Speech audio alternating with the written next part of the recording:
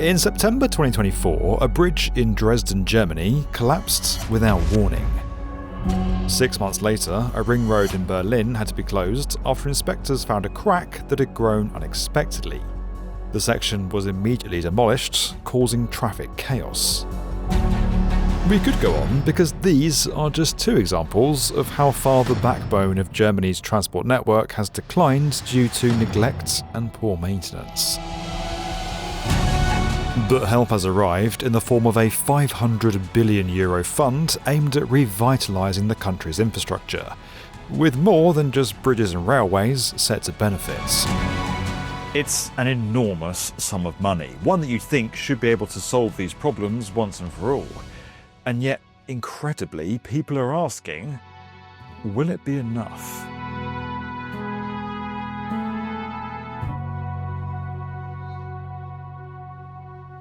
Germany is the world's third largest economy, but you wouldn't know it from the state of some of its infrastructure. Yes, it has one of the largest high-speed rail systems on the planet, when it actually runs on time, that is. There's the Autobahn too, which is great when you're not being diverted suddenly or made to slow right down due to the constant roadworks. One reason there's so much of that is because many of the structures that support those roads are in dire need of repair or due to be replaced. Tens of thousands of bridges have been identified as needing upgrades, with the worst cases facing demolition over the next 10 years. But it's not always been this way. We had the situation that a lot of the infrastructure was destroyed after World War II, and it gave us the chance to start anew in many cases. And so we had quite a modern and advanced infrastructure if you look back to the 70s and 80s. Dr. Christian Bürtger is a professor at HTW Berlin, a university of applied sciences based in the German capital. We had a big push in infrastructure with the unification of Germany in the 90s. I think the infrastructure was quite good in the west of Germany at least. A lot of money was provided for upgrading the infrastructure in the east that had not been upgraded in the same way after the war as in the west. But since that time it has been deteriorating actually. Still, it could be worse. Yes, there are defects, but they're usually spotted and fixed before things then carry on as usual. But recently there have been some pretty big exceptions to that, including one failure that made news around the world. Here in Germany, officials are investigating the partial collapse of a bridge in the eastern city of Dresden. You can see there had been traffic on the bridge throughout the night, but thankfully the Dresden bridge was empty at the time. We're told other parts of the concrete bridge are also at risk of a collapse at this point. Just before 3 a.m. on September 11th, 2024, the Carolabrücke in Dresden fell suddenly into the river Elbe. Built in 1971, before reunification, the concrete structure was used by pedestrians, cyclists and trams, including one that had just passed over it mere minutes beforehand. While no one was hurt, the resulting debris blocked ships from accessing this section of the river for months. Having two other bridges on the river meant detours were quickly found. But still, the loss of this one has made travelling around the city much more difficult than it should be. After the collapse, it was, of course, shocking and also influencing the traffic much, but the traffic found other ways. Stefan Marx is a professor at Dresden's Technical University. He was commissioned by city officials to write a report on the reasons for the Carolabrücke collapse. In average, we have 4 to 5 minutes higher traffic time if you need to cross the city and if you need to cross the river. Of course, in rush hours, the time effort is much higher, so then you can even spend half an hour longer in some days. Not only did the incident sever a major transport connection, the bridge also carried utility pipes, leaving many people without heating or hot water. Stefan discovered that material fatigue over time and cracking caused by hydrogen-induced stress corrosion are what led to the bridge's failure. But we'll let him explain in a little more detail. It was activated already during the construction time due to a moisture which was in the air containing acid. And the acid was from the heating of the coal heaters in all the flats in Germany. And so if you have this acid fog in the air, it was coming down to the pre-stressing steel. This damage process was induced. So the bridge had already from the beginning of its lifetime a very much reduced safety factor, which nobody really knew.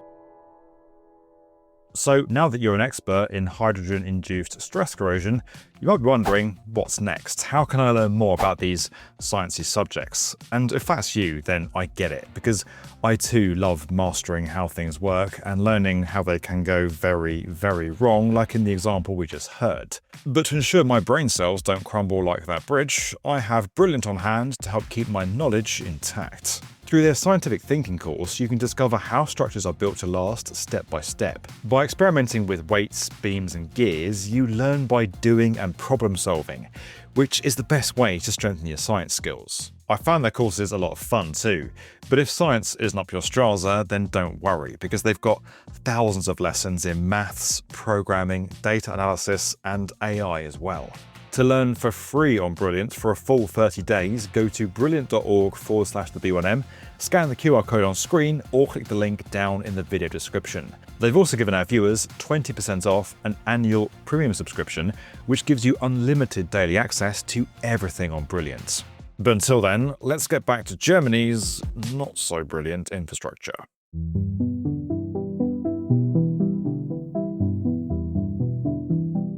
You can see why this incident sparked a lot of concern about the condition of other bridges across the country, and Germans didn't have long to wait for the next problem. March 2025 saw a highway bridge in Berlin quickly demolished after a crack had widened faster than predicted. Although this ultimately prevented disaster, many Berliners felt it shouldn't have been allowed to get to this stage. On entirely new projects, Germany's reputation has taken a bit of a hit as well.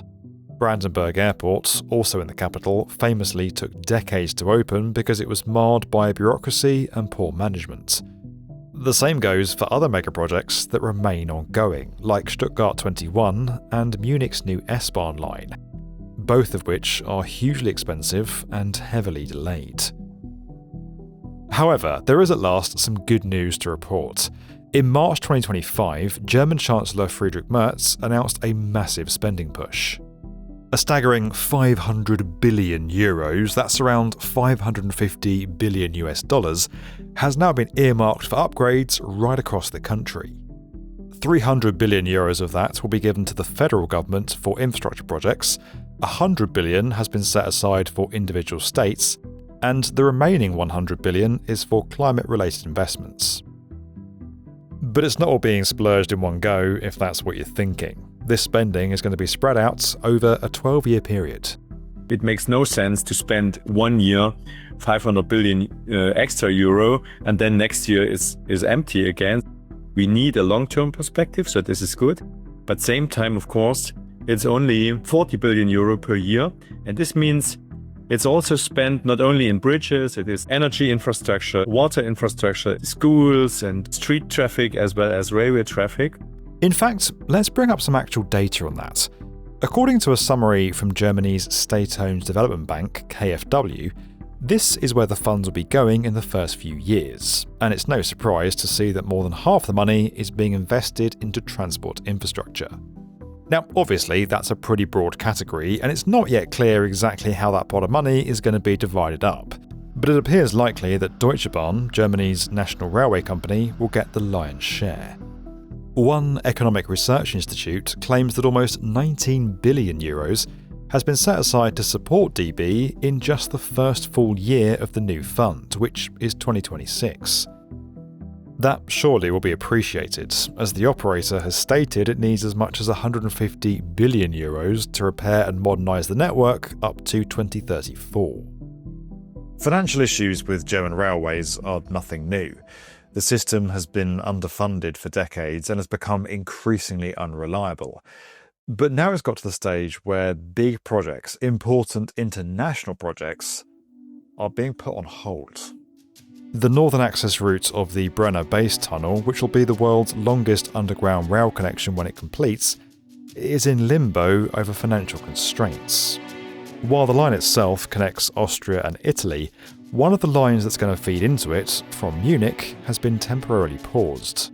We promised them to have a line ready by then, which will not be ready when Austria is ready. We promised the same thing to the Swiss when they opened the Gotthard Basistunnel. Right now we talk about completion somewhere 2045 or so.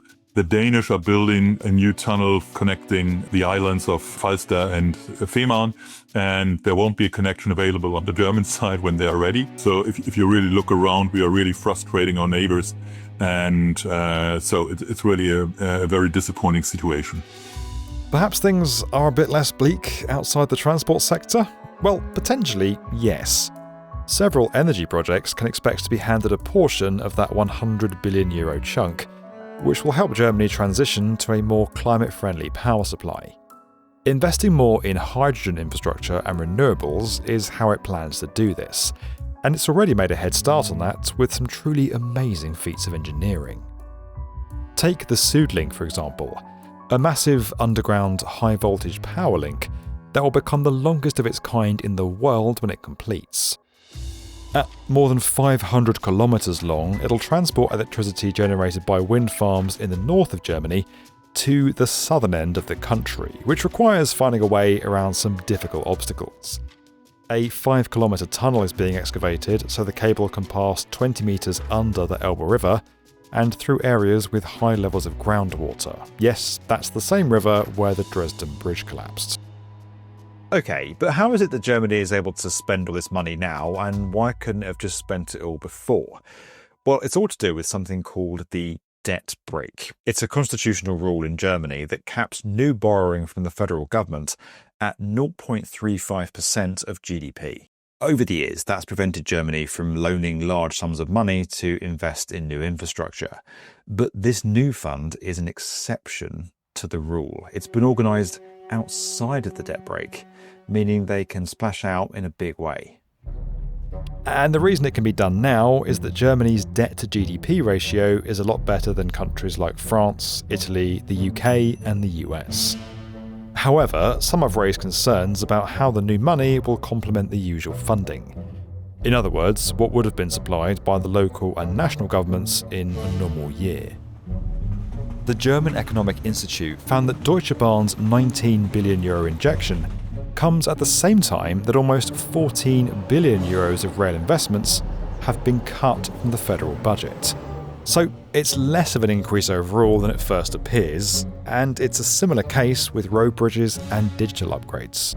What you can see for rail, for example, is that they employed another trick in the budget that actually whatever money they had so far for railways and for rail infrastructure was taken out of the core budget and now to be financed from this new fund. So not additional, but just shifting money.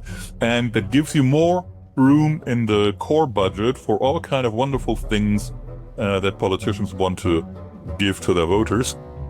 There's also the fact that money isn't the only problem. As we mentioned earlier, projects here often get bogged down in bureaucracy and there's a shortage of skilled workers. If these issues aren't sorted, then Germany's ability to build new infrastructure and repair what it's already got is going to get even harder. Maintenance is completely boring for politics, but it's essential. If we don't maintain our infrastructure, we will end in a mess for sure. And if we allow a degradation of our existing infrastructure, we will really lose our basis for everything in the society, for the business, but also for everything else. Now, despite everything we've just said, before the €500 billion package was announced, things weren't always that bad. When big highway infrastructure upgrades are properly planned here, they can be very impressive. After all, Germany does still have some of the world's best engineers that can pull off a big job as well as anyone, like with the A45 Rinsdorf Viaduct near Dortmund, which was originally built in the 1960s. By the 2020s, it had developed structural issues that couldn't be simply repaired, which led to one of the most satisfying demolitions you're ever likely to see.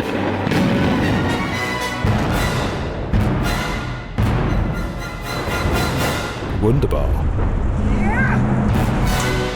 3 years after the eastern section came down in 2022, it was time to slide its replacement into position. Yes, we said slide. The new structure was built away from the live road and joined onto it through what's called a transverse shift. Teflon plates, acting as sliding pads, were installed between the specially prepared tracks and the base of the foundation. Then, with the help of 24 hydraulic jacks, engineers were able to move the bridge at a speed of 1 metre per hour until it covered a distance of 20 metres and slotted in next to its neighbour. It was an astonishing achievement and showed that if the money is there, Germany can build big infrastructure as well as anyone. But let's go back to that bridge in Dresden for a moment, because ever since that incident happened, the question on many people's lips has been what happens next. You'll be pleased to know that the bridge is going to be replaced, and while initially they thought that process could take 10 years to complete, the latest estimate is a lot more agreeable. 4 companies are now competing to design the successor to the Carolabrücke, with the winner set to be announced in mid-2026. That means we don't yet know what it's going to look like, but some details have been revealed. The city of Dresden wants it to be a contemporary structure that also blends seamlessly into the historic cityscape, with construction beginning in 2028 and finishing in 2031. That's a mere 7 years after the collapse, or twice as long as China took to build the world's highest bridge. Still, at least they'll eventually get it done. We have to shift the shock and the impact to the city to an advantage for the city. We have now the chance to rebuild the heart of the city in a very good way. There's no denying that Germany's once world-leading infrastructure is crumbling. Over the last couple of years, the evidence to support that has been clear as day. But now we know why it's happening, and there's a plan in place to get it fixed. Hopefully, Germans will soon be saying Auf Wiedersehen to all those jokes about their inability to build things or keep them maintained. But only if the money that's been promised is used in the right way. Otherwise, it could be back to square one. This video was sponsored by Brilliant. Don't forget to go and check them out at the link below. One of the best ways that you guys can support the work we do at this channel is by taking the time to go and check out our video sponsors. So if you can do that, that would be fantastic. And as always, guys, if you enjoyed this video and you want to get more from the definitive video channel for construction, hit that subscribe button.